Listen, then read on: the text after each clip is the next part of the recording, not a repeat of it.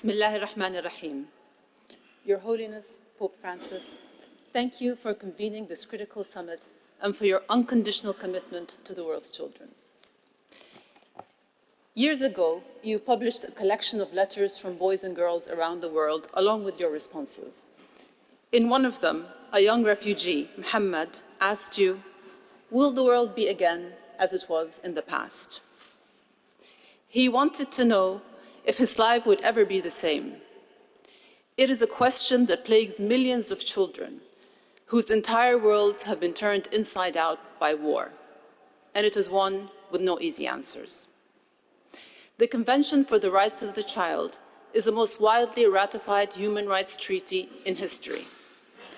In theory, the consensus is clear: every right for every child. Yet, so many children around the world are excluded from its promise, particularly in war zones. Worse yet, people have grown desensitized to their pain. Today, 1 in 6 children on Earth live in areas affected by conflict. 1 in 6. Every day, dozens of them are killed or maimed. They are robbed of every right to life and security, but also to education, health, privacy, and protection from abuse. Anyone who has ever cared for a child understands the instinct to shield them from distress. But in the rage of war, there is no protecting children from humanity's cruelest impulses. Our worst nightmares become their daytime. In every news report or video flagged sensitive on social media, they are there, bleeding and covering their ears after an airstrike, burned so badly their own parents can't even recognize them, taking in horrors that have been blurred from our screens for our protection. Think about that. Their lived reality is deemed too graphic for even adults to watch. So the youngest victims of war are robbed of their most basic human right, the right to childhood.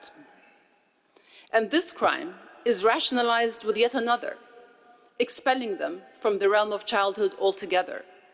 They are demonized, aged up, portrayed as threats, or simply dismissed as human shields. From Palestine to Sudan, Yemen to Myanmar and beyond, this unchilding creates chasms in our compassion. It stifles urgency in favor of complacency. It allows politicians to sidestep blame, to put narrow agendas above collective obligations. Your Holiness, soon after receiving your invitation to attend the summit, I read a shocking study on the psychological state of Gaza's most vulnerable children. 96% reported feeling that their death was imminent. Almost half said they wanted to die, not to become astronauts or firefighters like other children. They wanted to be dead. How did we let our humanity come to this? A status quo that deems some children's suffering acceptable based on their name, faith, or the land of their birth, where every child's fate depends on where they fall on some artificial line between our children and theirs. Without equal application, global commitments ring hollow. Because if a right can be willfully denied, then it is not a right at all. It is a privilege for the lucky few. As this day proceeds and children's rights are explored from every angle, we cannot lose sight of those who wake up every day and wonder, will the world be again as it was in the past? Your Holiness, your answer to Muhammad's question was this: no, when the time comes, the world will not be as it was. It will be far better than it was in the past. That beautiful vision is still entirely within our grasp, but only if we make it so. Every right for every child. That is the promise the world made to the children with disabilities, the refugees, the orphaned, and the abandoned.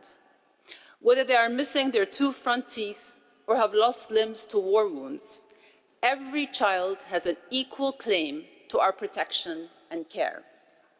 No exceptions, no exclusions, no preconditions.